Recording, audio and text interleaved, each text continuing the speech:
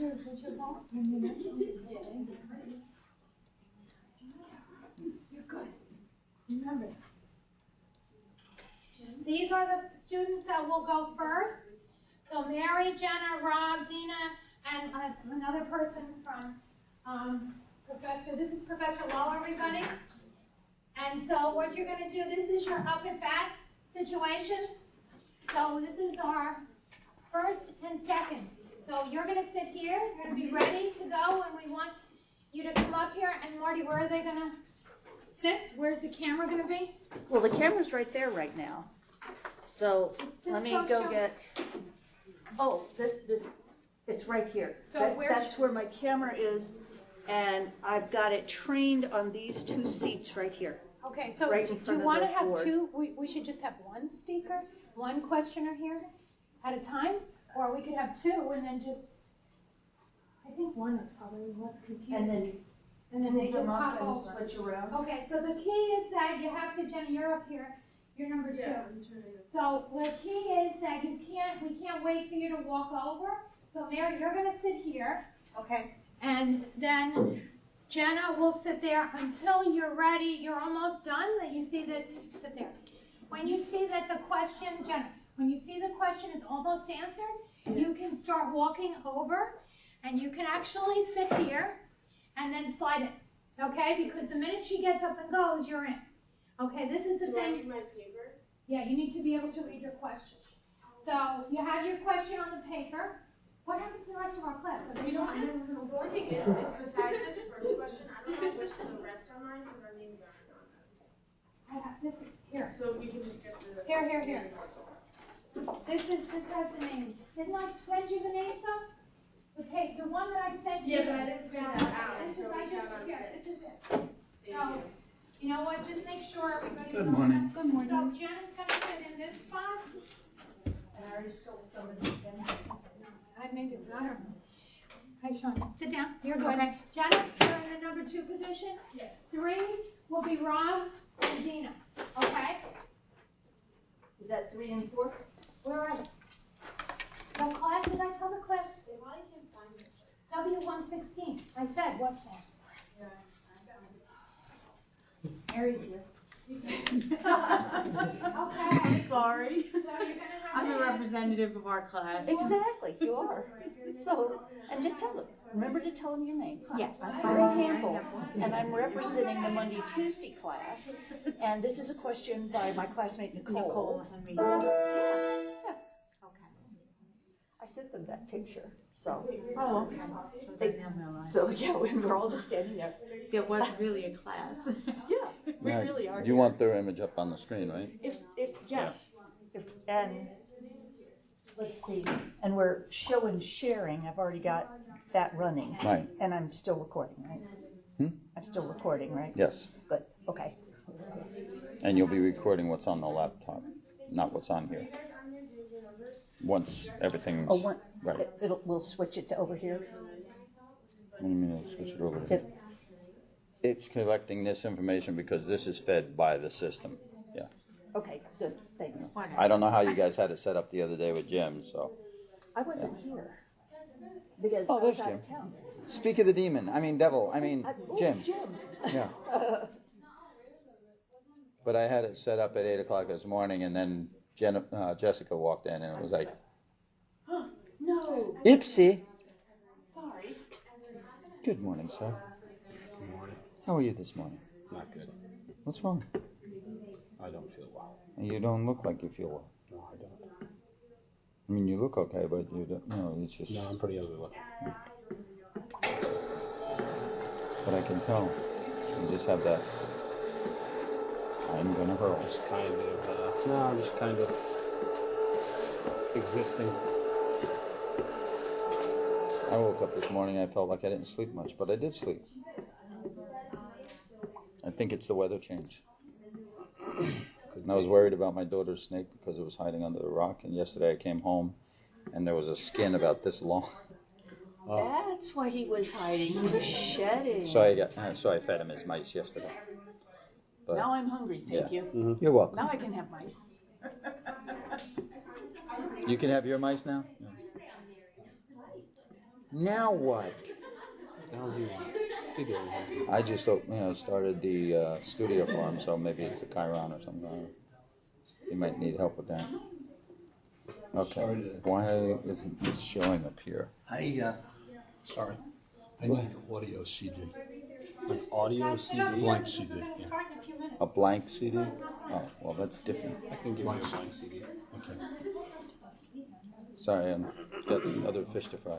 I know. I'll let you do that. Once we get this, make sure this thing's up. Okay, once you bring it I'll in. bring it over. Thanks. Oh, I have. I just didn't have mine. I'm doing a touch screen over here. And it's okay, there it is. I'll be Jenna. Okay. You can be Nicole. I'll be Jenna. I already had your I can't remember what. So the, Are we getting the students in this image, I imagine? oh, you know what? Let me get a tripod to put that on. Put it up a Okay. little higher. I don't know. So I get 3 points reading my question.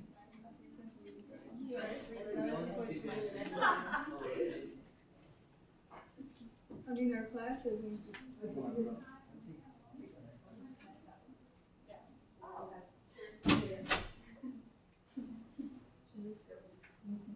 We should all just sit together in front. You guys sitting up here? I don't know what I'm doing. I don't know what we're gonna do yet. Wait, so is no one else's class coming? And just don't go? I feel like those other classes can't be coming because they're doing school. Wait, I thought yeah, that's true. Unless everybody decided not to show up. So I don't know if like as long as I can use your apron, because I don't know where my glasses is. Or like Oh, she said you were here. No, on the end. I did a highlight. Yes. But mine is Because that was her key for knowing which kids were hers. Yeah. But like mine said B9 for some reason and B11 for some reason. Like B9, B11, B11. Man, those are all my Here's favorites. one thing going to the lab. Wait, so read my questions with me, please. Read it and more. Read it. Are we having fun yet? Yes. Courtney, I tried doing the braid thing that you had at the bottom of your hair, but I did it when my hair was dry. It was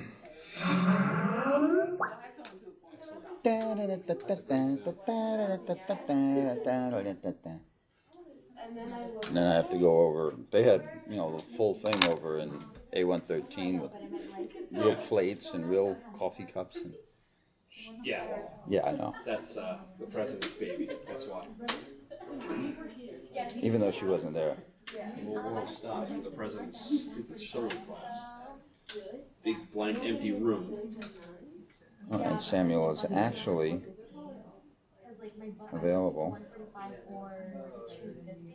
But my bus is at 4:15, so I'd be in the city by like almost 1 o'clock. So it makes sense to like. Oh, you're taking over that bus. But we have none of the instructors Over here. here, so they're gonna need to come over Oh here. no. You just gotta take it off that. That's all. I mean, I can move this over. Give a little more. I don't know why the laptop feed is coming up over here now. What's It that? used to come over here, the laptop feed.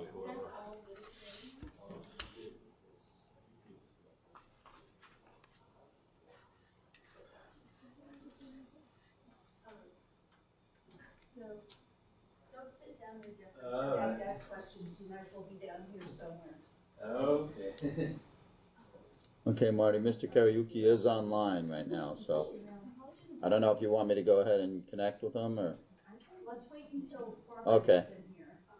So you're all set up.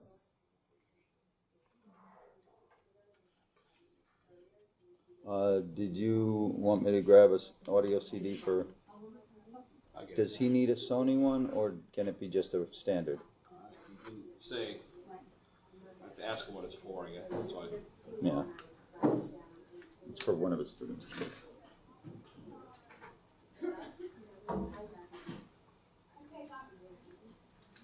These students are all going to be.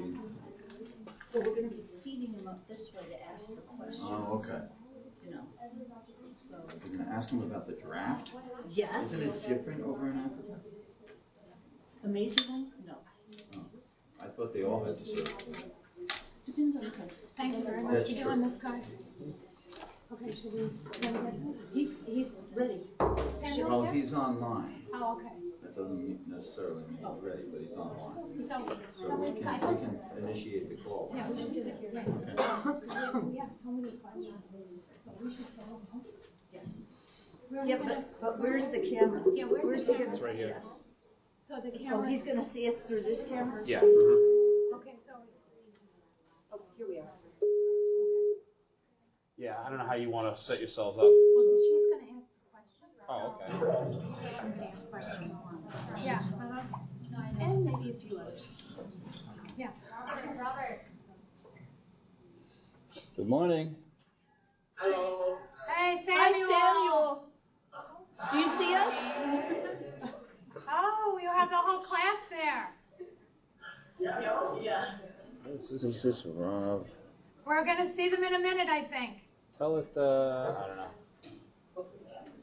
Can you see We're us? just waiting for his camera. Oh, we can go shopping. With the ad. Video is turned off. Yeah, that's our video now. That's our video that we turned Right. on. Where's his? Okay, close that ad out now. There's an X finally showed up. There it is, yeah. There we go. Hi, everybody. Hi. How are you? We are so happy to interview you. We've been waiting all year, actually, since we met your professor in Boston. We've been waiting to interview you. Thank you so much for doing this. Oh, you're so good. Now, You can want to show them a picture of our class? Okay, you guys have to get together quickly. Oh, it's tilted Go over by down a them, by little. Megan. Everybody quickly by Megan. Just tilt the camera This up. is our class.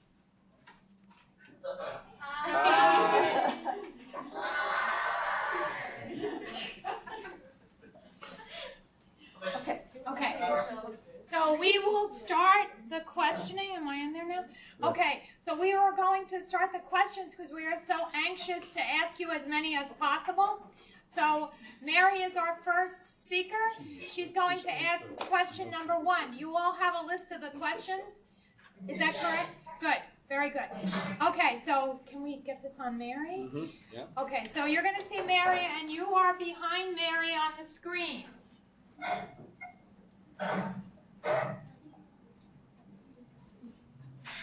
Hi, my name is Mary Hample, and I'm asking a question for one of my fellow students, Nicole Hendrick.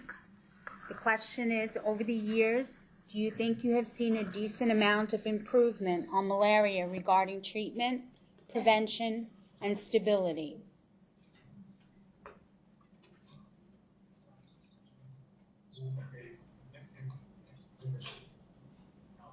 My name is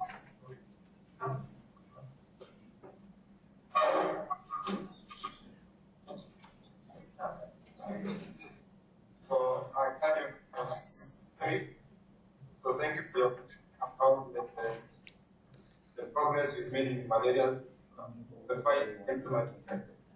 My name is Kipo Keshawitin. I am a microbiology student at the university. So I can tell you that over the years there have been significant progress in the fight against malaria. And this is attested to by this significance in this progress has been attested to by the various reports that can be found in various institutions. Among them is the Kenya Demographic and Health Survey and the Kenya Malaria Indicator Survey. So to look at it is that there has been a reduction in the number of deaths in the newborn children from 77 to 52 per 1,000 live births. There's also been a drop in mortality rates for children under the age of 5 years. That is from 115 to 74 per 1,000 births.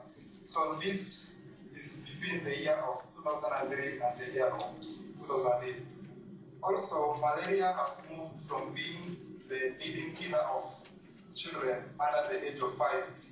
It's now number 4 behind pneumonia, diarrhea, and other diseases. The same reports attribute or credit this development to wider distribution and ownership of the insecticide-treated nets, which rose from 6% in 2003 to 47.7% in 2008. It also credits the subsidized prices of apomycin-based therapies, ACTs, and also the ACTs are given free in public hospitals. Most children are also sleeping in insecticide-treated nets as opposed to what was done some years back. So, Mary, if that was your name, all these developments, I can tell you that I think in the recent past there has been development, especially on the aspect of treatment and prevention. Thank you. Thank you.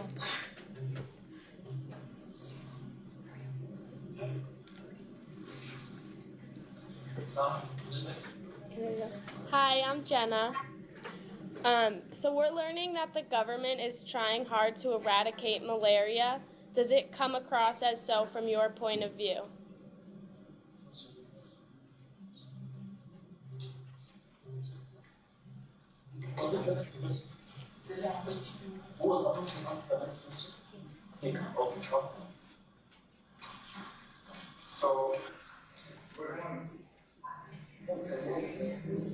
So your question has been asked that if we really see if the government, the efforts being put by the government that we really can kill it. So I can say that the government has put in place strategies and policies aimed at combating malaria. For all these initiatives translate to malaria-free Kenya, however, by the year 2017, as it is envisioned, I still see that more is demanded from the national government. First, the financial aspect. If you look at the national malaria strategy, they still have heavy reliance on global funds, and the input of the Kenyan government is very little. For example, if you look at the national budget, 4.5% of the national budget was given to health in 2011. That was the highest, and the trend has been downward since then. 4.5% to the health, and that is what is going to cater for the salary and for medicine for all other diseases. See that one is one thing from the government point. WHO report of 2013 shows that 2009 was the year that grants channel towards the malaria eradication program was at all-time high. And at that time, even if there was so much contribution from international funds, there was not even a single coin contribution by the Kenyan government.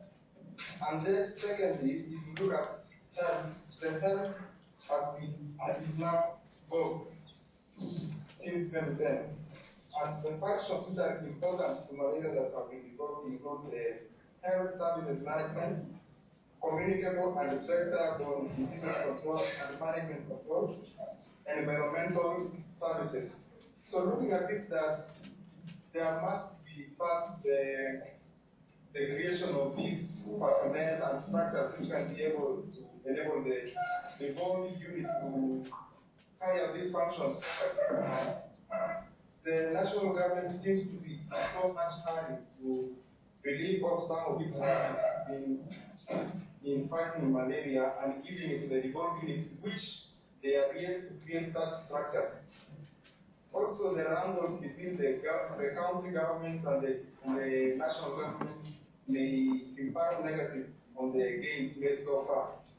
We've also seen that in the national malaria strategy, The malaria epidemiological zones, they are only divided into 4, while the county governments are 47.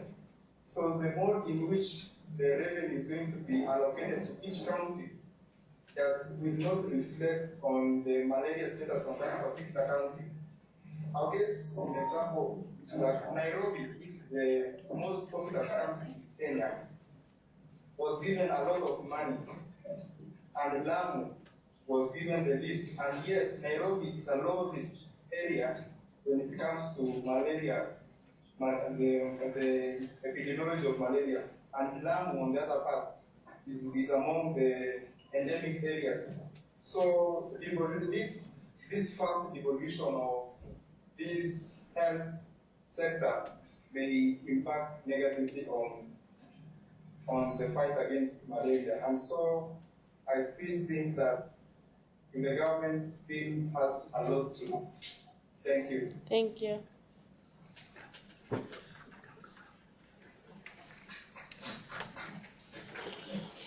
Hi, my name's Rob.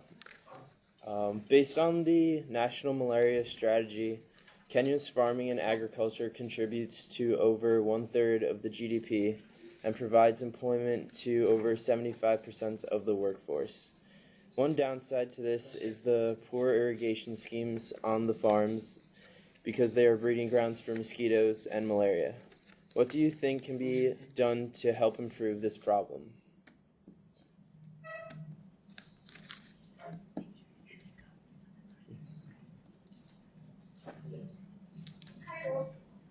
Thanks for your question. My name is Christopher Winter.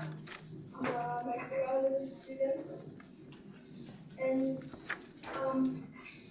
answer your question, first of all, the government is deciding. That involves the application of chemicals to habitats, water breeding habitats to kill adults, to kill the pre-adult mosquitoes. That's the larval stage. So in Kenya, some of the larvicides that I used are like BTI. That's the mosquitoes ingest the BTI, and the BTI destroys the guts of the mosquito, and it destroys the larval stage of the parasite. Other thing that is being done is fish breeding. You find that where the irrigation water is stored, a lot of fish is bred there. That's an example of such is the Gambusia, which is a species of mosquito-eating fish. And this is both effective and ecologically safe, and it's an effective way of destroying the mosquito larvae. Other way in which this can be handled is by domestic control, that is the application of insecticides in the houses, especially where the farmers live, around the irrigation schemes. This is done on small scale, but you find that it is effective in combating the malaria. Other thing is use of prophylaxis by the farmers. This not only treats but also prevents the malaria. Other points that I have is on pest management. Pest management, this refers to treating the cases as they occur. We find that most of these people delay treatment, and this leads to this delays the treating cases as they occur. This actually aids in stopping the malaria and preventing further spread of the malaria. And other thing is the distribution of long-lasting insecticide-treated nets and proper usage of the insecticide nets by the farmers and by the people who live around the irrigation schemes. Yeah, thanks, Rob. Thank you.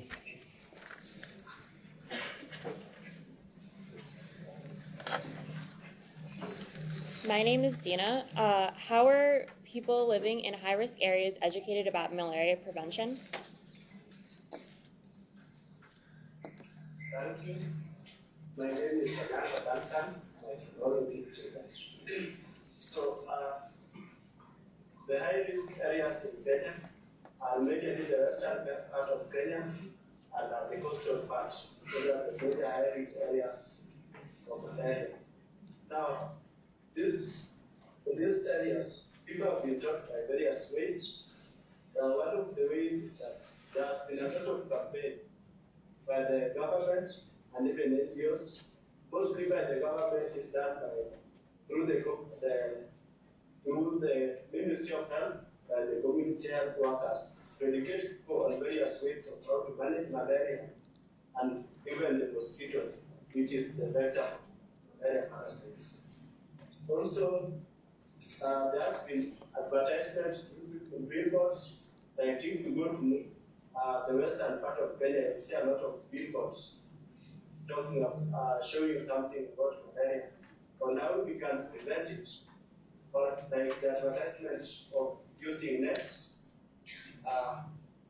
those are among the advertisements that are done. Then we have also a number of seminars that are usually organized by the Ministry of Health, also through community health workers, also to train the community leaders and even the members of various communities in the risk areas, and how they can manage disease. And lastly, malaria as a disease is part of the Kenyan curriculum.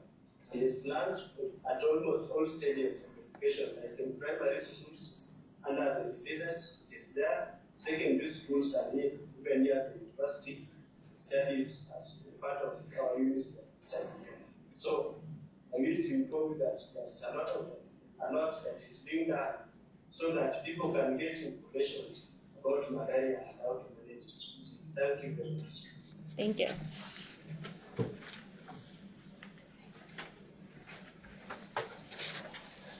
Hi, my name is Jeff, and I'm a nursing student, and the question I have is, how did Native people prevent or treat malaria before the advent of anti-malaria medicine?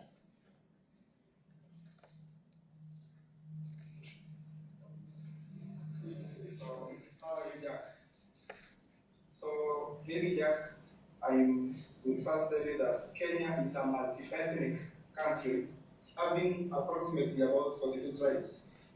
And they have different concepts of the disease. Some living in endemic zones, some living in epidemic, and some living in low-risk areas. So you would expect that different people will have different concepts of the disease. It will not be very possible for me to discuss to you how each tribe viewed the concept of the disease. However, I will use one as an example. The tribe that I will use here is the Kalenjin people, and for two reasons. One is that they occupy the western highlands of Kenya. For a very long time, they occupy that part, and that is the area, even in the national malaria strategy, where it has been shown to be an epidemic zone. And for the second reason, it's because I am one of them.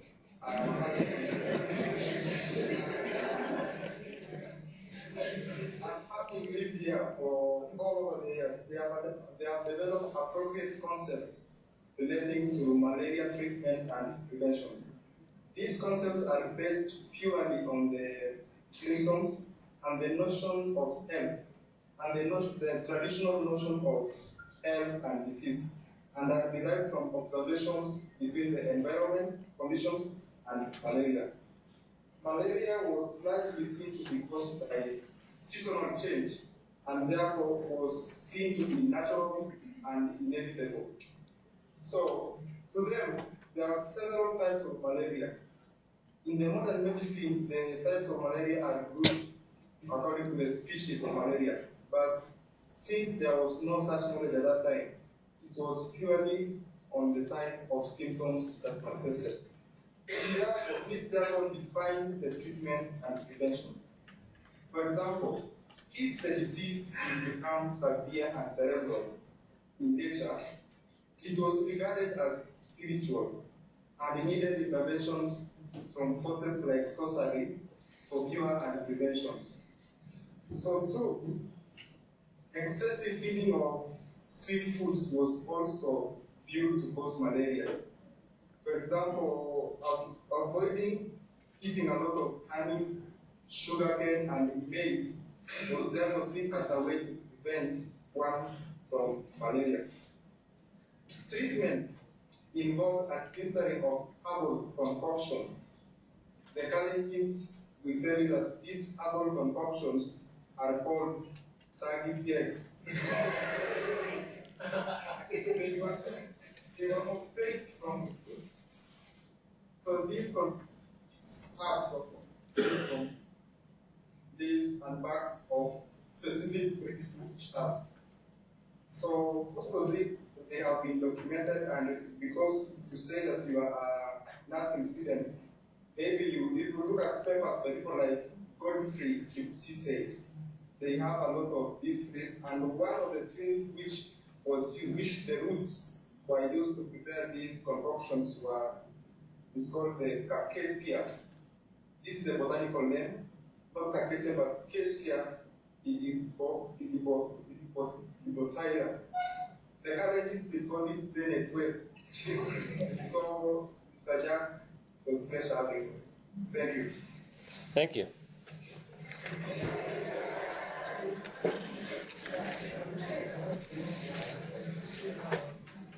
Hi, I'm Courtney. How do you feel about Kenya treating everyone with the anti-malaria drug even if they don't have the parasite?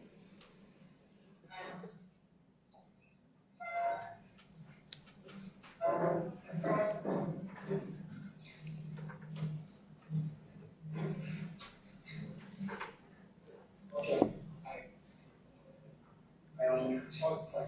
I'm a microbiology student. Okay, according to that question, I will say absolutely no, because giving anti-malaria drugs to those people who don't have the parasite, the malaria parasite, is going to, it's like inviting resistance to the drug. Therefore, that it's not a good way. The government should not allow such things to happen. I'm saying this because most anti-malaria drugs are given orally. Therefore, that's a kind of monotherapy. And for that reason, the government should not do so that the drug or the malaria can be optimized properly by applying all the methods, not only the ACT or the taken drug. For those people, because my question the answer, for those people who have the parasite, they should be diagnosed properly so that we can get the real findings, whether that person is infected or not. On the other hand, also, I'm saying that the people traveling to endemic regions are the ones who should be given the anti-malaria drug. Thank you. Thank you.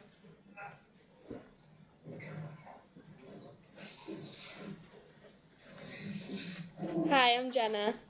So we have learned that bed nets aren't as practical and people don't use them as often. Do you think citizens are more likely to take drugs? In regards to a mass drug administration of an entire community, can you see that actually taking place? Are there religious or spiritual beliefs that may get in the way? Hi. Okay, this is a first question. And on the first part, the answer is no. This is because people actually go to hospitals when they are very sick.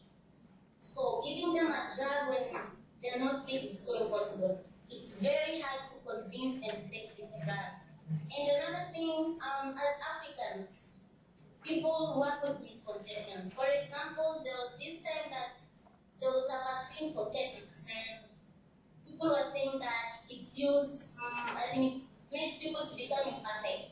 Other people were saying that it's a way of the government of empowering people so that they can eradicate poverty. So it will be very, very difficult to convince these people to take the drugs. And another thing is, finish the doses they are given. So it's really, really hard to give these people drugs when they're not sick. Then the next part is about religious or spiritual beliefs. Actually, there's some churches that really don't go to hospitals at all. They just believe in God's healing and God's healing alone. So when a person is sick, he or she is supposed to be prayed for, and that's it. So convincing these people take drugs is really, really hard. It needs spiritual intervention too. And also, there are those people who are still believing in traditions. They just take herbs and herbs alone. So this thing is really impractical. Yeah, I hope I've answered. Thank you.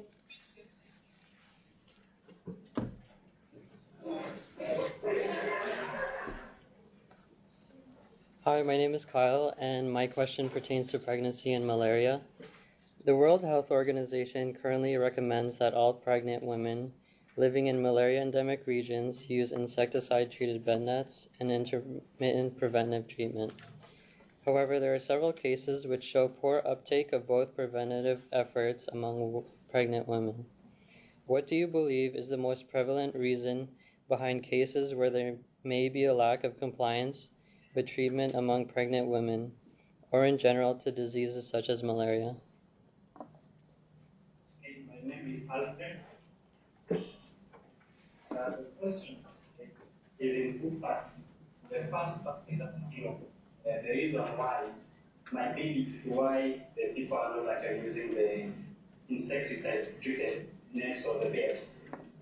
First of all, I believe there is a cycle of poverty that is actually affecting the people around the endemic areas.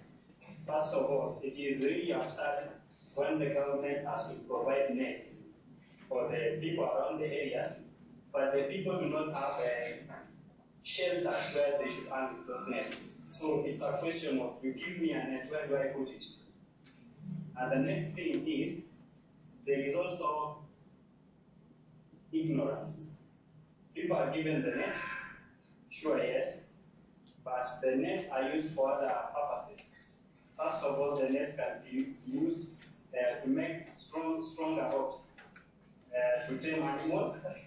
The nets are used for fishing. That is different from what was actually purposed for. And then some other nets are used to tame poultry. And the second part of the question is asking me why the women are actually adhering to the IPTs.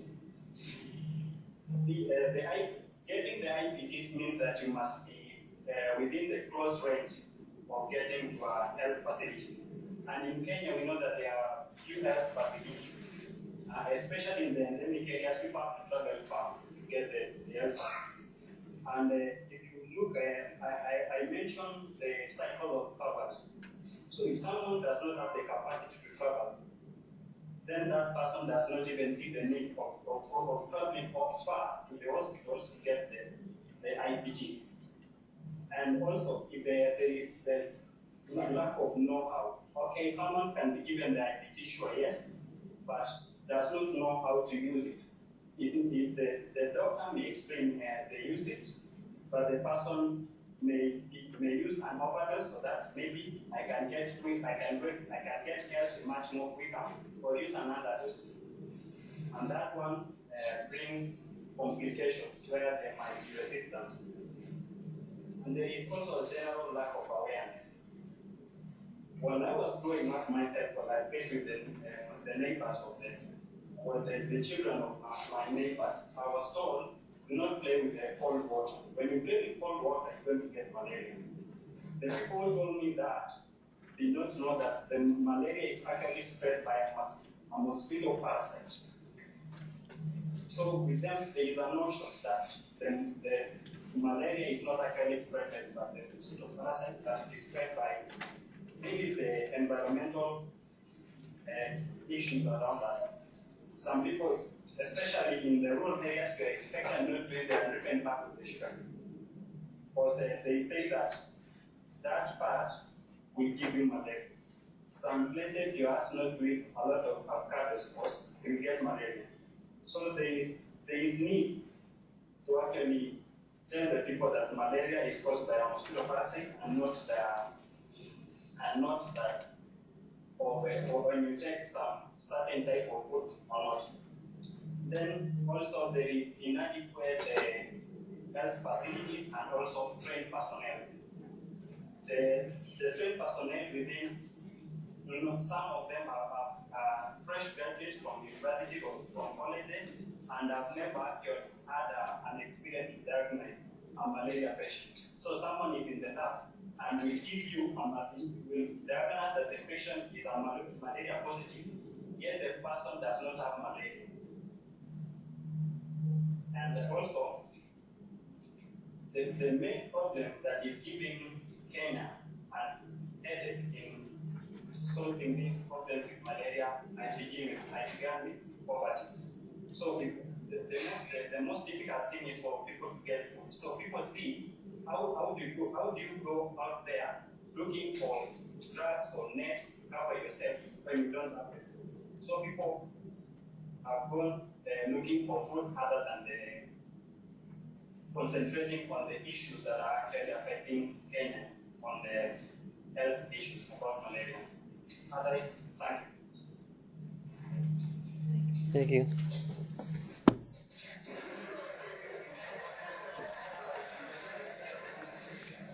Hi, everybody. Miss Lowe again. I'm asking this question on behalf of my student, Mara, who had to go to work today. And what she'd like to know is a pregnant woman can take the medication to treat malaria, but is it 100% sure that it will cross the placenta, protect the fetus, and therefore the baby once it's born? I'm Reena, being microbiology for their student. So your question is going to require two answers. It's either yes or no question. That I base my answer on the effectiveness of the drug. In case the drug is effective, it's going to be all the sporozoites in the blood circulation, and therefore the infant is not going to be infected with the malaria. The temperature is going to be born when healthy. But in case the drug is not effective against the disease, the child is going to have malaria. That can happen in two ways. It can happen either during pregnancy or during birth. And that type of malaria is called congenital malaria. That is the presence of malaria parasites in the red blood cells of the newborn child. During pregnancy, malaria can be transmitted to children through the placenta. An example is the Plasmodium F. The Plasmodium can be transmitted to children through the placenta. Therefore, that's going to be born by having the malaria. And again, if you during that the child has got malaria, induces blood contact from the mother to the fetus, and the child is going to be born when having the malaria. I hope you have answered your question. Thank you.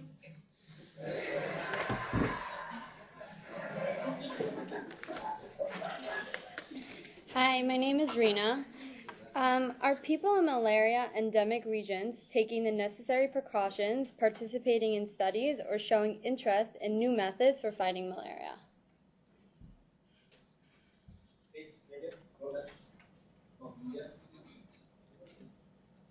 Okay, let's answer your question. But I start with the have people get exactly. I can say it's no. It's in just let the patient use person must basic values.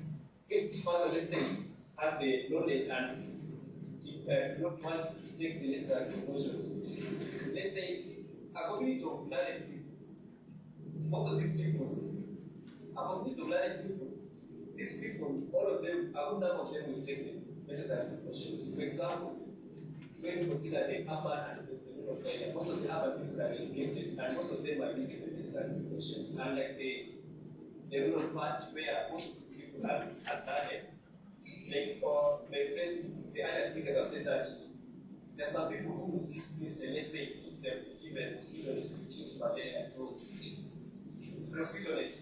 They use this mosquito nets for other purposes rather than putting them in the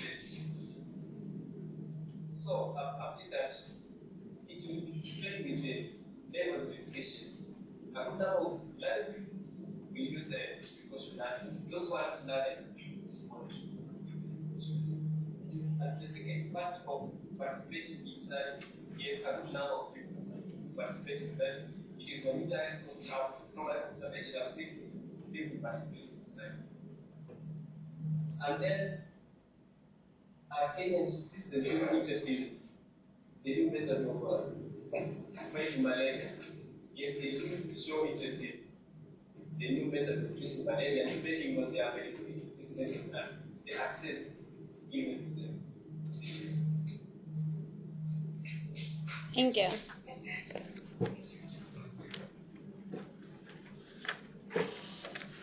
Hi, my name is Mary Hampel, and I'm actually asking a question for a fellow student, Yesenia.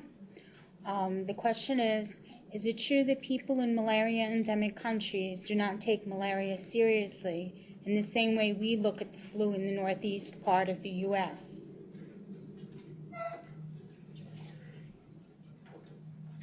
Thank you so much for your question. My answer to that question is no, because I'm not so sure about how we control the flu in the country, but from what I learned, the flu pandemic happened in the 1918, and so many people, like within 6 weeks, announced that 30,000 people came. So for malaria in Kenya, there have never been a pandemic where like so many people were killed at once. You know, if such a thing happens, it will instill that fear in people such that they take the disease seriously. But since there have never been such a pandemic in Kenya, we find that people have learned to live with the disease like it's there, and there is no like they get their antimalarials, they are treated, they wait for the next, so they don't take it as seriously. And for the part of the government is doing its part. Like there are campaigns where that people are given free treated mosquito nets. There are the control level in the homes are sprayed with the insecticides to prevent the parasites.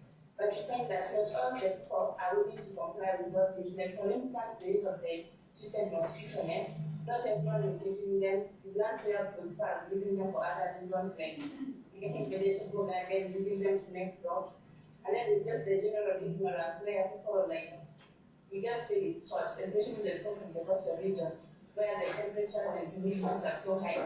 So no one wants to sleep under a treated mosquito net if it's so hot. And that kind of ignorance is leading to continuous spread of malaria. And even though the recent reports reporting that there will be increased treated mosquito nets from 4% to 9% that people have faced. If we are actually looking at eradicating malaria, if 39% of this, it's a small percentage, so that means there's so much to adapt. So I believe we don't take the disease seriously, and I believe there's so much that can be done towards that.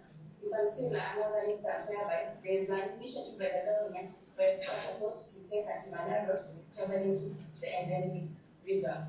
And no one is willing to do antimalaria that they don't really see. And because there's misconceptions about antimalarials, where maybe people fear the side effects, or in part of the cultural and biggest disease, the products just use the drugs. So the disease is not being taken seriously, and I'm hoping that with time, maybe 39% have raised the year up to 20%, but for now, there's so much that can be done. Thank you. Thank you.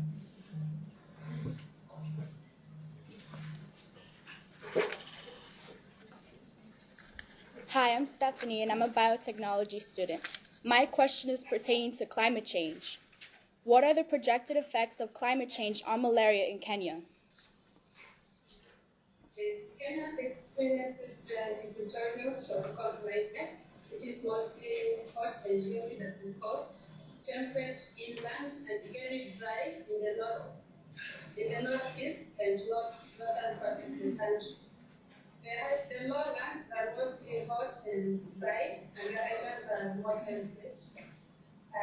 The country experiences two annual rainy seasons, that is the short rains, which occur from October to November, and the long rains, which occur from March to May. So Kenya is prone to cyclical droughts and floods. Global climate change is expected to make such types of cyclical climate-driven events increase in intensity and frequency. Without control of this climate change, we find that there will be increase in malarial transmission in the areas already experiencing where the malaria is endemic, and the increased transmission intensity along with the length of this rainy season. You know, with climate change, the rainy season tends to become longer sometimes, or they shorten. So when they become longer, the transmission also goes high because the period where the climate is suitable for the breeding of mosquito has also increased. So it will also spread this malaria to regions where malaria was not there initially. In the high altitude, most malaria was not there before because the climate was not conducive. But due to climate change, we find that some of these areas become warm. So the transmission spreads to those regions. So the area, the geographical region where the malaria spreads tends to increase. Thank you. Thank you.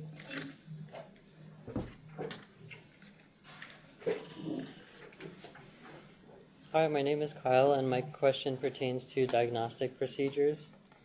Diagnostic procedures are an important requisite toward the procurement of anti-malarial treatment. Smear microscopy remains the gold standard for accurate malaria diagnosis. However, rapid diagnostic tests offer an efficient alternative toward rapid diagnosis with little training. Which method of diagnosis is widely used or preferred in Kenya? Okay, my name is William Sasukra. To answer your question, here in Kenya, the diagnostic method preferred is smear microscopy. The following are the reasons as why we prefer the method. That smear microscopy, when using smear microscopy, a clinician or a technician, or whoever is carrying out the diagnosis is able to detect the level of parastemia in the patient's system. And two, that the technician is also able to differentiate various stages of the particular parasite in the system. To be able to know and identify whether the stage is a gametocyte stage, a schizon stage, but we will even be able to know and see the sporozoite, the particular malarial parasite. And add on, we will also be able to identify the specific malarial parasite in the system, in the patient, because these malarial parasites, each one of them, show different pathologies in the system. That means that smear microscopy can only be done where properly trained personnel, so that to be able to detect parasites. Random rapid diagnostic tests is widely used in Kenya, mostly in small hospitals, low-ranked hospitals, because they still don't have the facilities, which in this case is a microscope. And they also don't have the properly trained personnel to do what we call microscopy.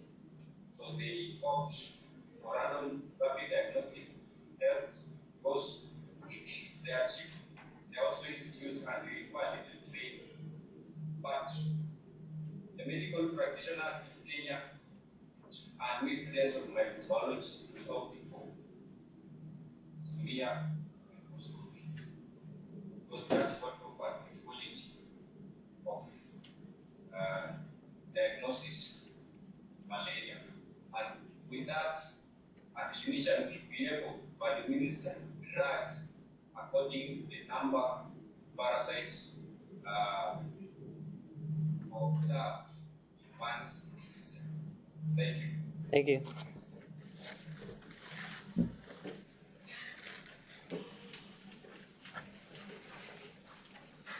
Hi, my name is Jeff, and the question I have from another student in this class is, why aren't there any malaria vaccines available?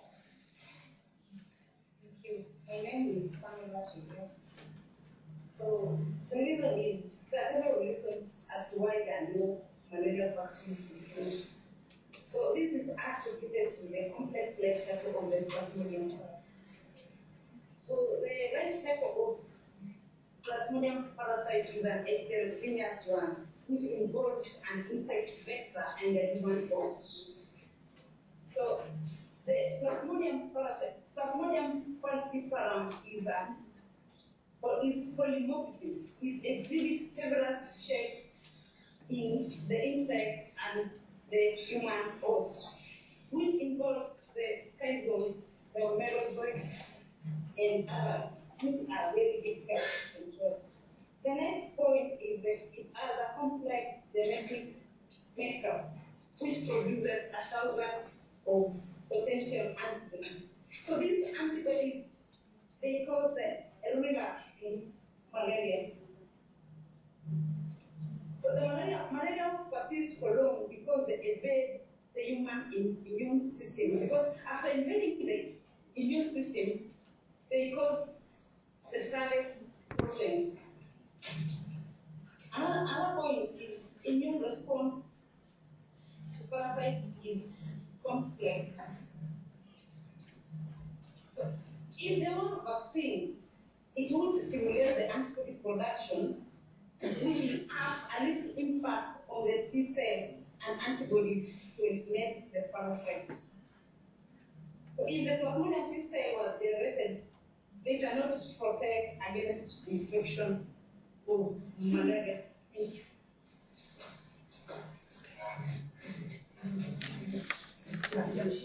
Thank you.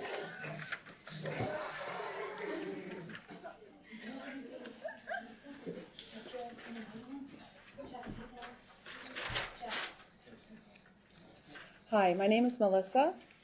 My question is also regarding vaccines. Since asymptomatic carriage of malaria might be a form of tolerance to the infection and protect against clinical episodes of malaria, is it possible to infect people with a mild, non-life-threatening malaria parasite periodically so people won't become sick?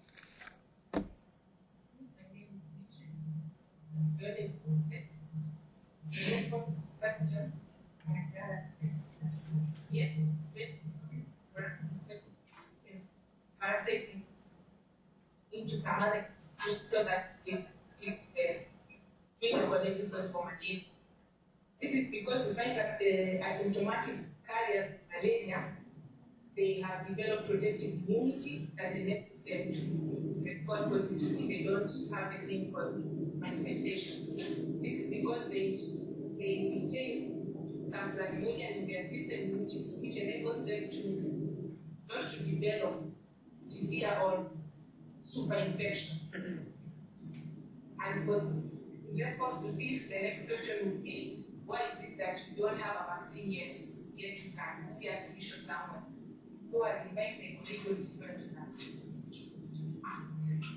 Hello, I'm Faye. I'm a microbiology student. And in response to the question, then why is there not a malaria vaccine? I'll get it from the root of it is that in the development of malaria parasite, of the malaria vaccine, it targets specific stages in the life cycle of the malaria. Just like the anti-malaria has given targets as its mechanism of action. Same applies to the vaccination. Same applies to the malaria vaccine that it is to be developed. The stages that this vaccine to be developed targets the sporocyte, the asexual, erythrocyte, that is the merocyte, and also the sexual stage of the life cycle. And this vaccine development has been hindered due to several things. And one common feature that we have researched and found is that it's antigenic diversity of the parasite. You'll find that this antigen, so the malarial falciparum especially, which causes the severe malaria, presents different, in its different stages, it presents different antigens on the surface.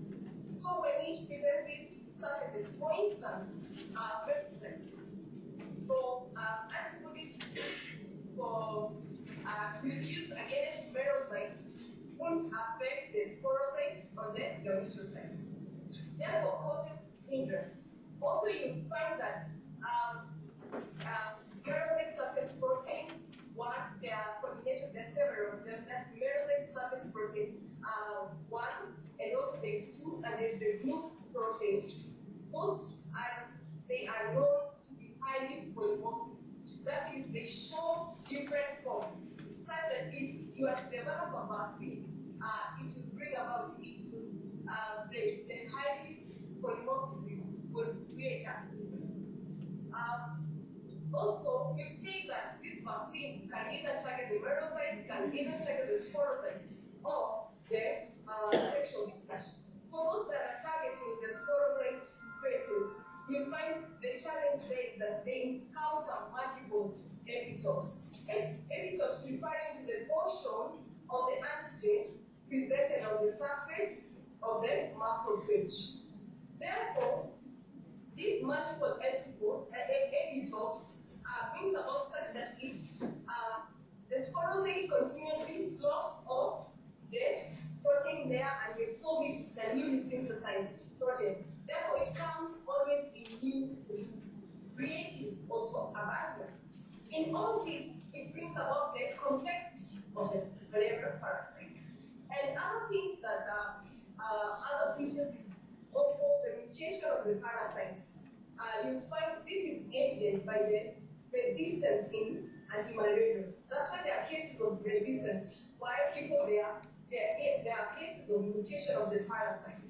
And that creates also a hindrance to vaccine development. Also, you'll find that there are multiple infections. This will result in multiplurality, and this all is a hindrance. And these are measures that should be, that you find that there are allergic diversity studies to capture this so that in the vaccine development they can be able to target such areas. Thank you. Thank you.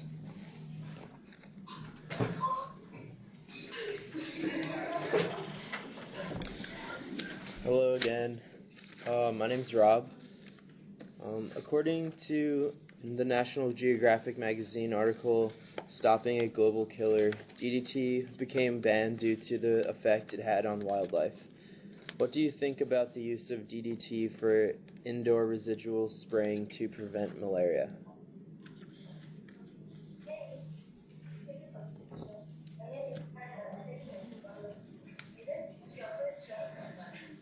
I don't think it's a good idea, according to me, to use DDT for indoor residual spraying. This is because, first, the DDT has side effects like itching, skin, also sneezing. In some houses which are not well ventilated, it will not discover to the inhabitants. Secondly, it's because this compound is carcinogenic, like it causes cancer, cancer. So when you spray, because the drugs are usually and the windows are usually closed, but you have to air afterwards. So as air is like directional flow of air in and out of that's how it's. This DDT compound will still find itself outside, in the air outside, and then it can fall on leaves, shrubs, herbs, and still it will affect the wildlife. And also, inside the house, during spring, it can settle on tables, floors, chairs, and during the cleaning of the house, this compound will dissolve the water that the person going to use the house is using. In rural areas, these people tend to pour this water just outside their houses, all of the shrubs and herbs that are growing near them.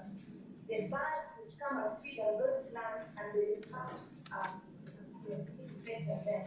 And also, getting the urban houses, urban areas, in which that this water, it is used to clean the house, it will go to a sewerage draining system, and then it will go to a water treatment plant.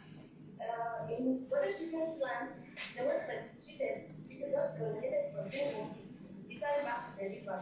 So this compound, since it's non-biodegradable, it will still be found in this water bodies, and then it will affect the aquatic life. Thank you. Thank you.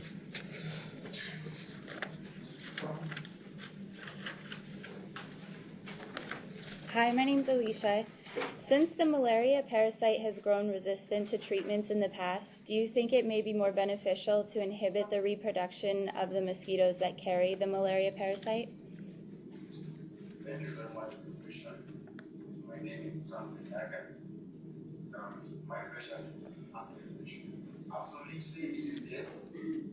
It's beneficial. Reason being, as you look at the reproduction of malaria, you see that it has two stages. One is human being, the other is mosquito. Then, in human being, we have the sporadic, we have the season cycle, and in mosquito, we have the sporadic cycle. And during the infection, for a mosquito to infect those colors of human being, they must. But if the reproduction of the mosquito for it to lay eggs, if it is inhibited, that means that it won't come to bite a human being. Because when it is taking its blood meal, that when it is getting the shades nutrients to favor the reproduction. And if that nutrients, if that reproduction is inhibited, that means absolutely that mosquito, it won't come to bite a human being. And in that connection, it will not bite human being. That eventually means that it will not transmit its problem. And the human being will not be infected. I think it's maybe that question and I have some background. Thank you.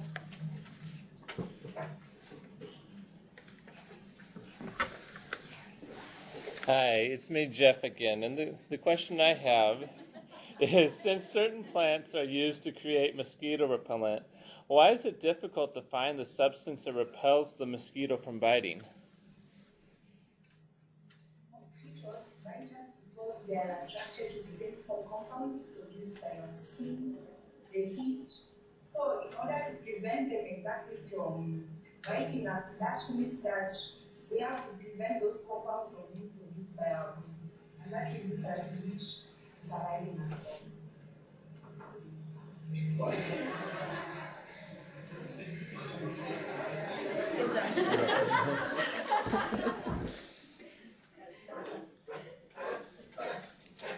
Hi, my name is Mary. Again, I'm asking a question for one of my fellow students, Yesenia. If according to Erwin W. Sherman in his book 12 Diseases That Changed Our World, fewer than 50 sporozoites are inoculated in the bloodstream after a blood feeding, why haven't scientists found a vaccine that would be able to destroy those few pathogens and not wait until the erythrocyte phase when there are millions of merocytes?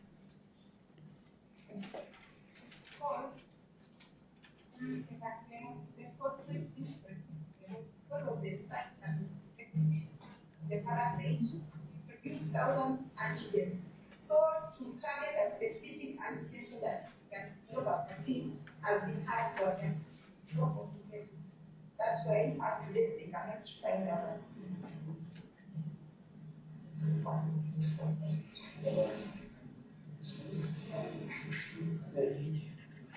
Okay, I have a second question.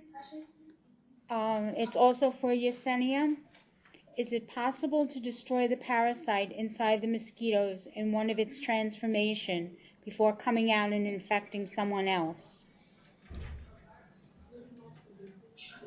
I'm posting about techniques today. And answer the question is yes. This could be made possible through the use of genetically manipulated mosquitoes to destroy the parasites. The hope for this has been made possible through the identification of the genes responsible for the immune responses in the mosquito, and there's advancements for the tools required for this particular transformation. We find that the genes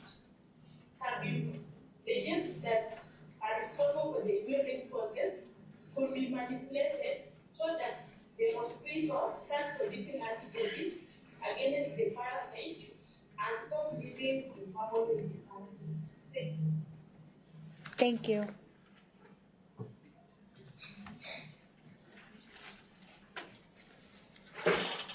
Hi, it's Jenna. So, what is the biggest obstacle from the citizens' perspective in eradicating malaria?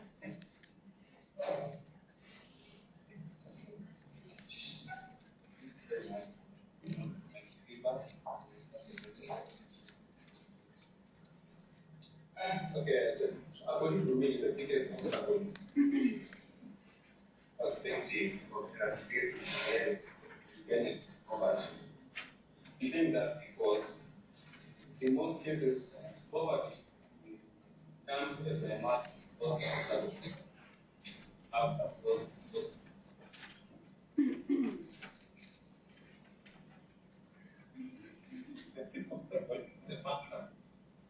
Those other problems, which are indirect competition, things like access of information. It's not possible for the poverty and the areas which are big by poverty to Kenya. Whereby you find most of the people in those regions don't have access to many information like access to media, clippings, radio, journal, even magazine or journal. So you find that for them to access those information, they have to rely on because it is not possible for most of the people. Another thing which comes in after the problem whereby they don't access those information, ignorance comes in, whereby you find that for them to curb the problem of eradicating this malaria, they tend to use the information from the government like mosquito nets to modify it and use them in other activities. You find them modifying the mosquito nets and then using them as crops and other activities which are not meant initially for the same. So also the cost of repellents which are used outside the mosquito nets which are being provided is a problem. So you find that for them to obtain those repellents, they've got to buy, though the government has subsidized it, now we need to subsidize the cost of the same. But you find not everybody still afford the same. So the general problem in eradicating the same problems. Thank you.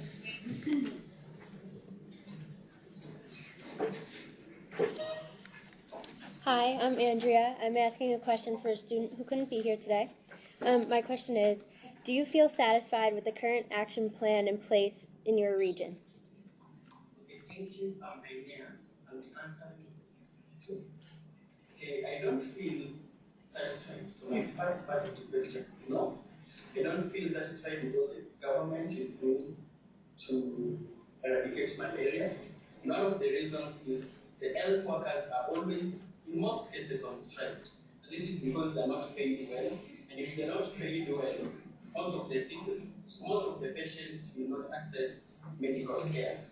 The next point is the health facilities are also not very accessible to the patients. They're far, and maybe they're not far their field. So it's not very easy to come by the health facilities. And above everything, the people who come from malaria privileged areas are ignorant. They don't know how to take preventive measures like taking care of the long grasses, draining water around their houses. And this has helped to bring malaria, and in those breeding areas, they are easily infected. So the next part of the question will be yes, ma'am. Thank you.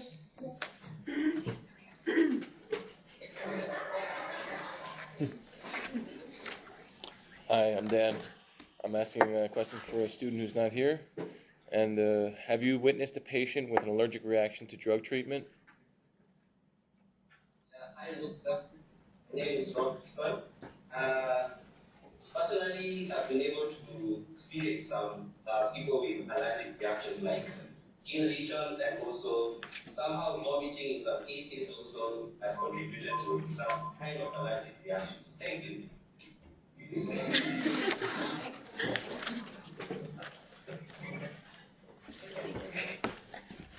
Hi, I'm Meg, and my question is, besides making advertisements, commercials, and public service announcements, what do you think would be the best way to get other people's attention internationally to spread awareness, get funding for prevention, potential vaccines, and protection from malaria? Okay, thank you for the question. First, I think that actually, apart from the advertisements and the public announcements and the photos that I've been doing, there are some things that are needed, even that I feel this matter has not been given the intensity that it deserves. And then I would maybe suggest that we have something like a run for malaria. Just an example of what our First Lady Kenya did for the zero mortality rate campaign. I think that one can attract national budgets. That's great. And we also maybe have something else like what was done earlier. David was saying about the ice bucket challenge. And if the money that is raised from this can go a long way to scale up the campaign against malaria, even in the endemic areas, to actually sensitize people in those areas about the dangers and the seriousness of malaria in those areas. Thank you. Thank you.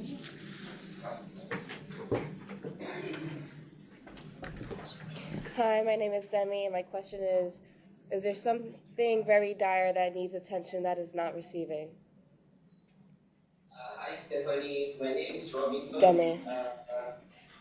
I think something that is very dire that needs attention is also, the first thing is ignorance of people. Many people have to be aware about the disease. And if you look at Kenya, for instance, we have so many diseases to think about other than malaria. So many people, they focus so much on diseases like HIV that has led people not to think so much about malaria. And that is something that needs to be done on the long run. Thank you so much. Thank you. And my other question is, how can we help the cause?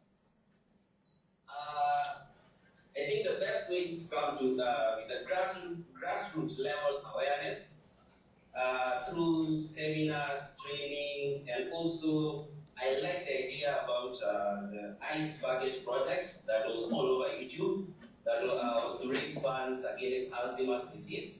And I think that is also a good idea. That is something that we can do to fight malaria here in Kenya. Thank you. Thank you. Hi, my name is Ilana, and my question is there something the average person can be doing to help this fight? And this should be a personal if you eradicate malaria. It's an average person. The first thing is to ensure that wherever you are staying is free from any factor that can contribute to the spread of malaria. And you should ensure that in your house there is no water that is like basically water that is missing. You should ensure that plastics are educated in area people. These are the breeding sites of people. Then another thing is, the major thing that you should do is to share the details. Because if you attend a certain campaign or conference about marriage, you should spread the same message to those people who did not attend that conference, for them to know about the many ways that can be effective. Thank you. Thank you. Hi, I'm Barbara Davis. I wanted to thank you so much for participating in this interview. You met Professor Lowe, and this is Professor Flannery. Hi. We are so thrilled and so impressed that you speak English and you have such wonderful, yes, we cannot speak your language, so this is a great thing. That's number one. Your answers were very, very good, very scientific. Also, your opinions were good. We really like hearing what's going on at the front lines. We read all the time about malaria, and we read about what you do. But it really is different when we get the answers from you about what's going on. So we are very, very grateful that we had this personal interview. And Professor Long? And I would ask that everybody type up their answers and please email them to me. I'll compile them. There were a couple of times when Skype sort of cut out on us and we had a few silent areas. So I'll put them together and then I will send everything, because when you apply to graduate school, you're going to want to put this on your CV. Thank you so much for your time, and we really appreciate it. Thank you. Now we would like our students to say thank you and to say goodbye. Thank you.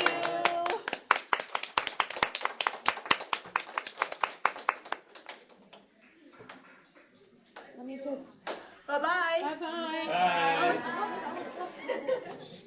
Bye. Let's see. Is that Lizzie? Hi. We will be in touch. This was wonderful. Lizzie, hi. How are you? Good to see you again. Get everybody together. Your students are great. Wonderful. Is that Samuel? Where's Samuel? Ah, yay. Thank you. Thank you.